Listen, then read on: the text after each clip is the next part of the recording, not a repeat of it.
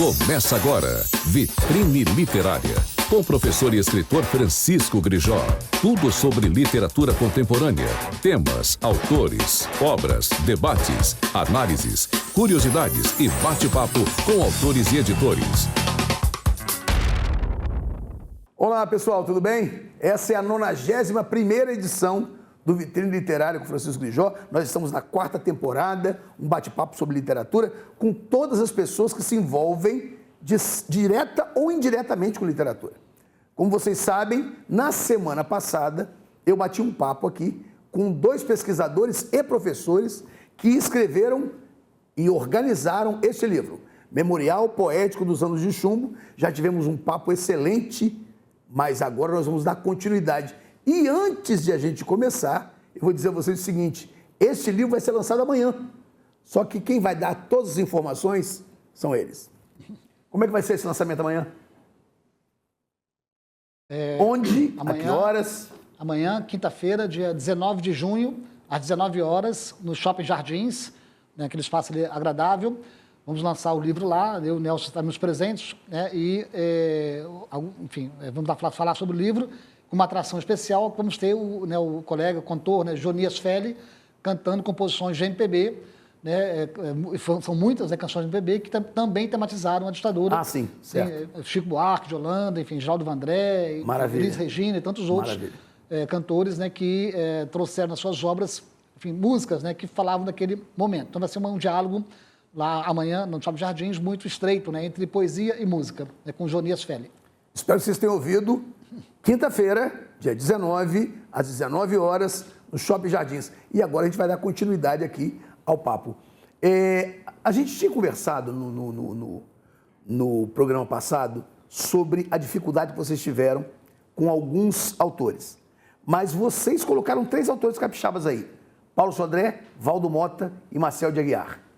Mas me diga, tanto o Valdo quanto o Paulo são poetas que começaram a escrever no final da ditadura militar, né?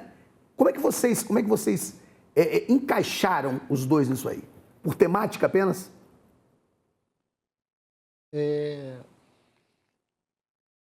No caso do Marcel de Aguiar, né, um caso muito... O Marcel é muito evidente, né? Muito evidente, assim, mas é um poeta pouco conhecido nacionalmente, né? Foi uma descoberta, enfim, nossa, até também do nosso colega Marcelo... o Marcelo Ferraz, né? Curiosamente, o Marcelo Ferraz descobriu os 4 volumes de poesia do Marcel de Aguiar lá nos Estados Unidos, né? No Tec de Washington, não me engano, né? Ele estava fazendo pós-doc e ele A gente descobriu que um poeta tem 4 volumes sobre poesia dos anos de chumbo. Marcel vem aqui, vai bater um papo com a gente aqui. E ele é capixaba, né? Nós conhecemos de nome e tal, enfim. Então o caso do Marcel de Aguiar é muito sintomático. Tanto que o Marcelo Ferraz, esse professor, nosso colega lá da Federal de Goiás, está até pesquisando mais ele longamente, até com orientandos, pesquisando a obra dele. No caso do Valdo Mota e do Paulo Sodré, né, de fato, não são autores cujas obras, né, são marcadas por esse tom militante contra a ditadura, mesmo porque eles eram bem mais jovens naquele momento. Mas, como eram obras, foram publicadas até 1985, e nós lemos essas obras, encontramos lá poemas muito próximos. No caso do Paulo Sodré, conforme comentamos no encontro passado, é uma aproximação não tão estreita, mais metafórica, ligada à questão do corpo, do erótico, que isso assim é uma marca do Paulo Sodré. Isso. Né? E no caso do Valdo Mota, curiosamente, havia até alguns outros poemas que estão lá no nosso site, né? Mas na antologia, né, esse poema do Valdo Mota, né, que é de 1981, do livro O Signo na Pele, ele, a despeito do seu grau de abstração, ele é muito direto, de certo modo. Diz o seguinte: considerações meteorológicas. O Sol convalesce do longo período em que esteve submerso nessas nuvens sombrias que agora se afastam relutantes. Há uma certa instabilidade, mas muitas boas perspectivas. Pálidos de termos estado confinados na sombra, espojamo-nos com alvoroço sob o sol precário. Então, quer dizer, esse clima, esse tenso, assim, inclusive esse recurso da meteorologia ficou muito conhecido na época, né, sempre quando o jornal, né, o Globo, o Jornal do Brasil, né, que eram bastante lidos à época, né, hoje cada vez se lê menos jornal, viraram coisas de internet, mas quando havia uma censura, né, no espaço da meteorologia, eles colocavam, né, o tempo está bom, colocavam uma receita, né, receita então, de bolo.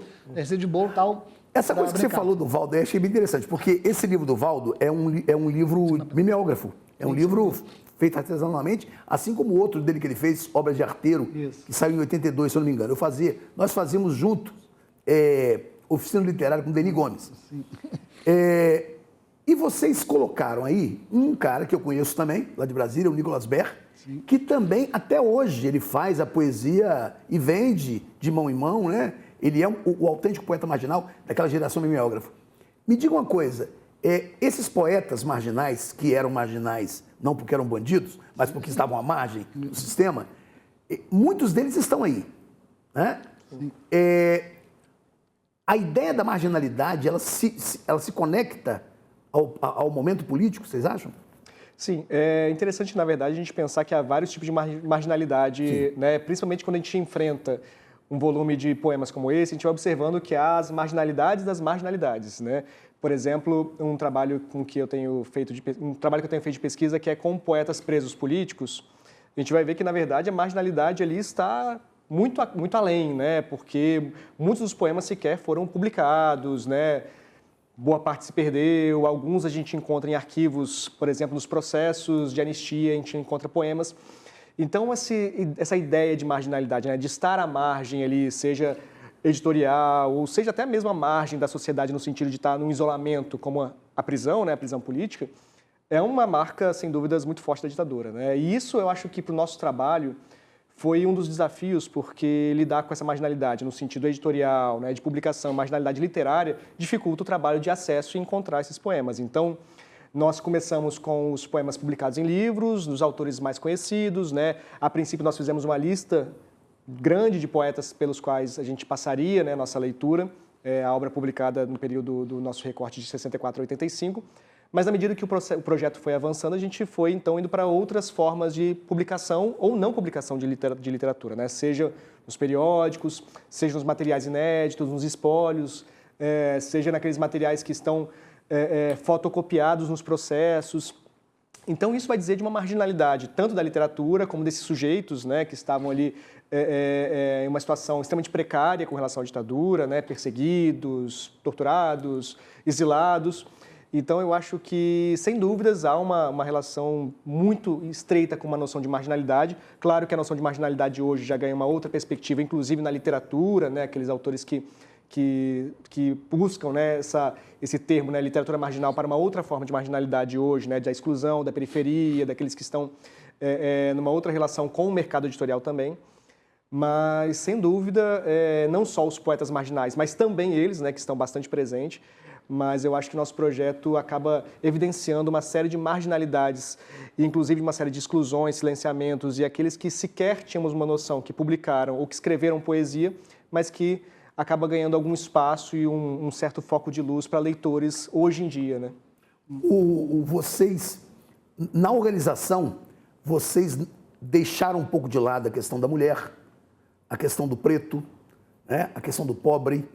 Vocês centraram mais na questão da vítima política, né? Mas vocês também falaram para mim que no portal há mais de 1.500 poemas. Aí são 200, isso. Não é isso? Qual foi a seleção de lá para cá? Ou seja, por que não colocar mais poemas aí? Por que não fazer ou um livro mais abrangente ou um segundo volume? Por que não? Eu acho assim, na sala de uma antologia, né, então uma seleção, né, mas para representar a poesia feita nos anos de 64 até 85, na minha opinião, quaisquer daqueles poemas serviriam, né? Nós tentamos, então, na seleção, diversificar, né, embora a nossa preocupação, de fato, principal tenha sido política, né, não, digamos, identitarista nesse sentido, né, ou de representar diversidades, autoridades, etc., mas nós tentamos diversificar, sim, entre autores homens, autores mulheres, pelas regiões do país, né? Então, foi nossa preocupação principal. Mas, sobretudo, tratando de uma antologia impressa, que vai ter uma certa circulação, né, embora nosso critério não tenha sido jamais de valor estético, né, mas nós procuramos poemas expressivos, né, que não é a mesma coisa. Né, poemas que de algum modo impactam, não é um poema bem feito ou um poema melhor, não são os melhores poemas. Né, são poemas que de algum modo podem impactar aquele leitor. Né, e procuramos nesse sentido alguma diversidade. Agora, de fato, lá a antologia ela se multiplica, né, por várias vezes lá no site, né, do Memorial Poético dos Anos de Chumbo, em que lá está completo. Né? Eu queria comentar também, Grijó, sobre o do Nicolas Baer, né, recuperando um pouco o que você perguntou e o que o Nelson falou agora há pouco, porque essa foi minha pesquisa de doutorado nos anos 90. Né? Eu pesquisei poesia marginal, exatamente. Ótimo. A poesia marginal... Está publicado? Está publicado, chama Forças e Formas. Né? Tá e onde é que a gente encontra isso? Pela Edufis. Tem na Porque Edufis. É uma área de interesse, é minha área de interesse também. Eu fiz minha tese nos anos 96, na UFRJ, sobre poesia marginal e pós-marginal, também a década seguinte. E essa nossa antologia aqui dos Anos de Chumbo, ela vem para reforçar, né, e desmistificar uma coisa que certa historiografia insiste em dizer, que aqueles poetas, os poetas marginais, né, eram assim, somente desmundados, deslocados, alienados e tal.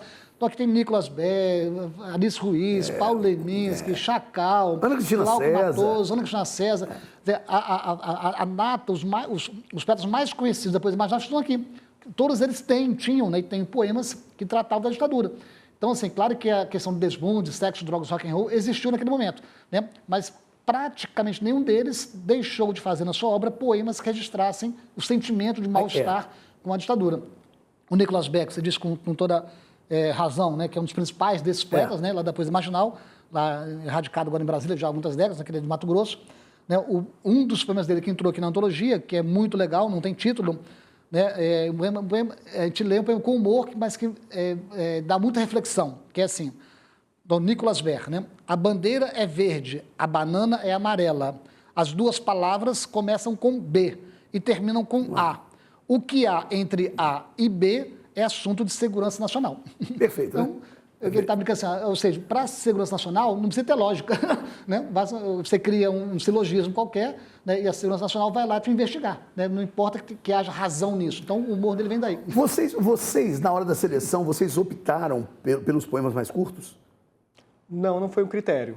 Não foi de maneira alguma, assim, aparece bastante, mas a gente tem poemas mais longos também. Sim. Alguns casos que foi mais desafiador, como, por exemplo, o recorte do Alto do Frade. Que nós tivemos que fazer um recorte, naturalmente.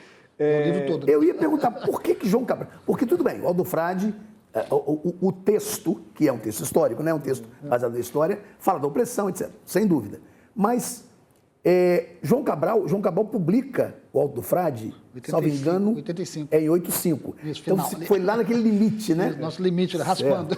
Porque o próprio João Cabral, ele negava, né? Ele negava a ideia de fazer uma poesia política... engajada. Uma política engajada, né? Mas ele fazia poemas políticos. Coisa social, que ele gostava de fazer.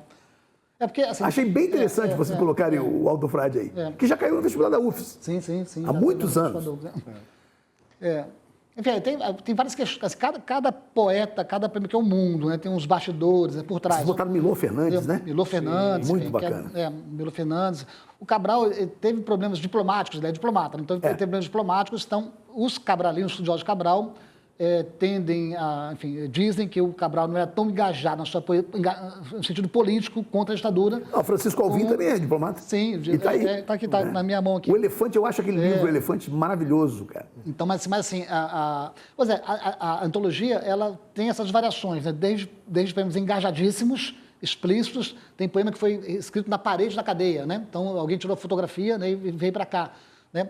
Então, tem poemas datados, o Alex Polari fez tudo na cadeia, né, todos os seus poemas, e há poemas mais, como eu falei, talvez do Valdo Mota, outros mais ou leves ou alegóricos, né, ou abstratos. Então, poemas tem de tudo aqui. De autoria anônima também, nós temos poemas que foram encontrados nos processos, que não encontramos nenhum dado sobre a autoria, né? Se bem que o mais correto não seria a autoria anônima, né? A autoria desconhecida, né? Porque nós não encontramos informações, mas é um poema que fala sobre tortura, sobre um preso que está na cela, que 5 policiais vêm para bater. Então, o poema todo relata essa cena. Então, de fato, é bastante variado, né, nosso material. E também passamos tanto por autores hiper conhecidos, tal como João Cabral, O Drummond, que acabou não entrando no nosso recorte por questões de autorização, mas está no nosso portal. Manuel de Barros, por exemplo, que surpreende um pouco, né, por também não estar tão politicamente vinculado às questões da ditadura. Mas esses também bastante desconhecidos. Né? Assim, cada poeta aqui é um mundo, assim, acho que também uma vontade que tem na antologia é que os leitores gostem dos poemas e aí vão aos poetas, né? Tem um poeta que para nós é uma figurinha carimbada, porque ele é muito importante na ditadura, que é o Alex Polari. Mas os jovens não o conhecem, né? Então, ele tem uma trajetória muito interessante, né? Eu queria ler um dos seus poemas apenas, né? É um dos clássicos do Alex Polari, para depois falar dele, para quem nunca ouviu falar sobre Alex Polari. Chama Idílica Estudantil, né? Famoso. Então, ele diz assim, nossa geração teve pouco tempo, começou pelo fim, mas foi bela a nossa procura. Ah, moça, como foi bela a nossa procura, mesmo com tanta ilusão perdida, quebrada, mesmo com tanto caco de sonho, onde até hoje a gente se corta. Isso é de 78, né? Inventário de Cicatrizes, título triste, mas belíssimo. Ele fez lá na cadeia, preso. E porque eu estava querendo lembrar o caso do Alex Polari, que é um poeta que a gente estuda pastante, mas a gente sabe que ele não é tão conhecido assim por pessoal. Né? Eu confesso a você, eu conheci o Alex Polari naquele volume do Poesia Jovem dos anos 70, pela Heloísa. Né? Então, mas conheci em 83, eu acho. Então, ele foi um poeta, ele ficou 10 anos preso, teve a anistia, ele não foi solto na anistia na primeira leva, porque ele tinha o chamado crime de sangue, porque no sequestro do embaixador alemão, se não me engano, ele participou morreu de segurança, então ele só saiu um ano depois. E, curiosamente, depois de 10 anos de prisão, ele sai da prisão e vai direto para a Serra da Mantiqueira, depois vai para o Acre, né, para virar, e até hoje ele está vivo, um líder do Santo Daime. Né? Então, ele é um líder espiritual. Então, ele largou o engajamento político, de militância urbana, guerrilheiro urbano, ayahuasca. Sim, e ele passou a fazer vários livros e cânticos, né, líricos ligados a isso. Então, assim, ele tem uma trajetória muito diferente. Né? A maioria dos poetas que sobreviveram, claro, mantiveram essa pegada política. Né? Acho que é uma coisa que vem agora. Ele é muito interessante, por 10 anos, 2 livros inteiros sobre poesia, né, na prisão, e sai e vai direto para um caso muito O que eu achei, sabe que a coisa que eu mais achei fascinante nesse livro? É que é poesia datada e ela é fundamental. Porque a ideia do datado, sempre que a gente diz, esse filme aí é datado. A ideia do datado prejudica a obra. Pelo contrário, isso aí, o fato de ser datado é que vai dar a chance de essa garotada conhecer isso aí. Sim, entendeu? Sim. Conhecer o que era a produção literária de um Brasil que eles desconhecem completamente. Bom, é um Brasil muito distante deles. Né? Um cara de 30 anos de idade hoje, ele nasceu nos anos 90. Ele está muito distante disso aí. Sim, e uma expectativa do projeto, de fato, era que o nosso portal, a gente se empenhou muito em deixá-lo com uma acessibilidade amigável, né? Tanto para pesquisadores, mas também para estudantes, para a sociedade de modo geral. Então, nós fizemos muitos testes de usuários mesmo, né? Que entram lá, se está tudo bonitinho para acessar, se está fácil de acessar. Mas também, para aquele pesquisador que quer se aprofundar, temos informações lá bastante relevantes. Então... E vocês não colocaram nota de pé de página que levaria o leitor, certamente, a ter uma interpretação mais dirigida. Vocês deixaram a liberdade, né? Sim, sim. Leia mais algum aí pra gente. Escolha mais um e leia. Eu queria comentar isso que você falou com o que eu concordo inteiramente. É um livro datado, né? Os poemas são desse período de 64 até 85. Mas, evidentemente, dada a carga expressiva de muitos deles, né? Eles podem ser lidos, claro, pelo Luiz contemporâneo. Sim. Nós agora, os 4 anos de governo Bolsonaro, sim. A gente encontra muita coisa aí. Sim. Né? Sim. Agora, enfim, ontem, né, essa semana aí, né, que passou, né, a polícia invadiu lá o morro, estava tendo uma festa junina e matou lá um jovem, rapaz lá, o Eros e tal, né? Esse poema aqui da Leila Mikulis, né, ele é um poema curto, né, como em geral a Leila Mikulis faz, né, e diz assim, então, um poema nós colocamos aqui na antologia sobre a ditadura, mas, se tirar a data dele e pensar o tempo de hoje, serve, diz assim, adivinhação. Cadê o amigo que estava aqui? A polícia comeu. Então, adivinhação. Cadê o amigo que estava aqui? A polícia comeu. Lido sob a ótica de que é um poema de 82, pensa na ditadura, a polícia foi lá e sequestrou, matou, etc. Né? Mas lido hoje, né, pensando na virulência, na truculência da maioria dos policiais, ganha um ar contemporâneo que transcende aquele a temporalidade, né? Atemporal. Então, alguns poemas e outros poemas só servem a um determinado momento, né? Sim. E aqueles que pensam o futuro, né? Acho que, como eu disse, né, a gente tentou encerrar a nossa antologia dando uma expectativa de algum grau de esperança. Então, a gente fez uma seleção de poemas que apontassem para essa direção, né? De que aquela máxima, né? A luta não está perdida. E queria aproveitar e ler, então, é o penúltimo da nossa antologia, da Renata Palottini, que se chama Mensagem, então, que entra nessa expectativa das gerações futuras, né? Que seriam as gerações atuais e as que virão ainda, né? E diz o seguinte: conta ao teu filho, meu filho, daquilo que nós passamos, que havia fitas gravadas, retratos de corpo inteiro. Conta que nos encolhemos como animais espancados, que ninguém teve coragem, que respirávamos baixo, olhos fugindo dos olhos, as mãos frias e suadas. E conta que faz 10 anos que temos pouca esperança, que pedimos testemunho e não aguentamos mais. Talvez teu filho, meu filho, viva em um mundo mais aberto, mas é grave, que lhes contes calmamente e nos mínimos detalhes a história desses punhais cravados em nossas tardes.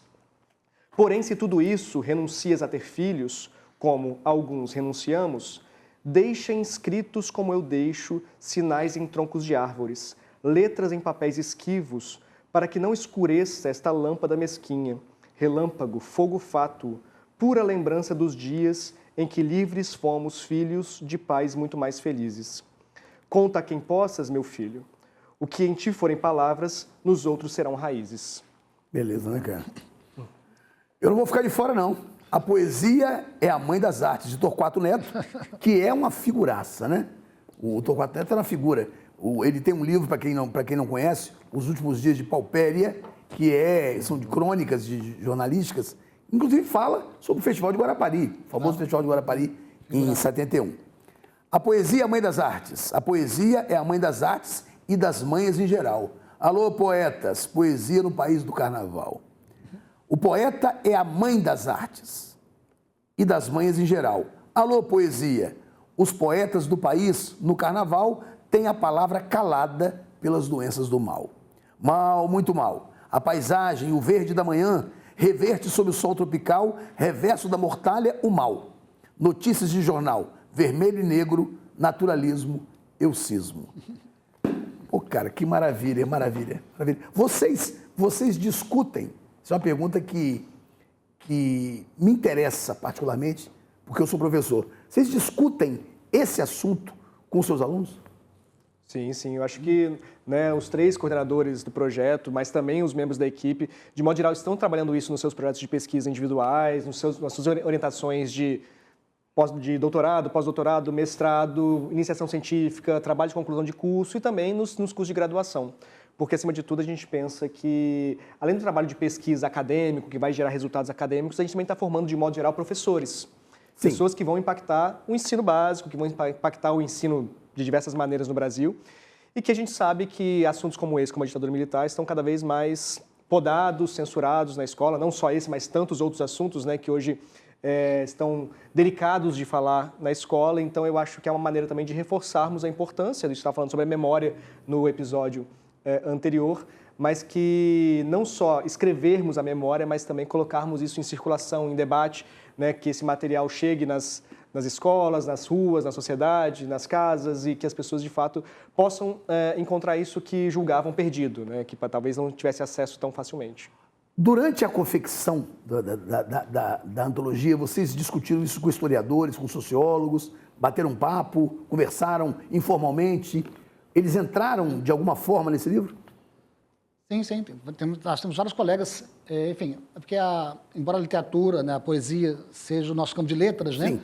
Mas a preocupação ela é multidisciplinar. Então, assim, a gente tem colegas da sociologia, da história, comunicação, de artes, colegas que fazem parte do nosso grupo de pesquisa, que vão aos nossos encontros, né? Eu, particularmente, tenho um simpósio na Abralic, que eu coordeno já há alguns anos, que é sobre testemunho, literatura e testemunho, que envolve a questão da ditadura, que envolve as guerras e tal. Então, o nosso diálogo é constante, né? Porque é algo trans ou interdisciplinar. Em relação também à sua pergunta antes para o Nelson, queria dar um pitaco aí rapidinho, que assim, esse projeto assim, tem essa questão voltada para o coletivo, mas para mim foi também fundamental, não só porque dá continuidade ao que eu pesquiso, que é o testemunho, mas eu nasci em 64, né? Nasci em 64 no estado do Rio, mas morei anos em Cachoeira do Itapemirim, né?